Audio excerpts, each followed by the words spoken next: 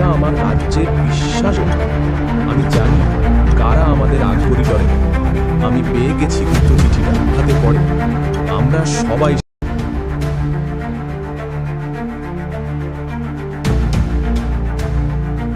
চিঠিটা আমি পেয়েছিলাম অন্ধকার করিডোরে, কিন্তু কে পাঠিয়েছে তখনও জানতাম না।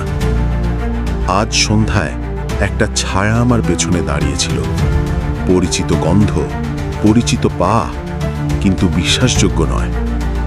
সে বলল, মার্কো, তুই সব জানিস কিন্তু চুপ কর। আমি বুঝে গেছি এই রাজ্যের বিশ্বাসঘাতক আমার খুব কাছেই। চিঠির লেখক আর কেউ নয়, আমারই সিংহাসনের রক্ষক। মার্কো আর বিশ্বাস করতে পারে না কাউকে। এখন সে শুধু চোখে দেখে, হৃদয়ে না। শেষ রহস্য জানতে ফলো করুন। মার্কো এখন একা লড়ছে।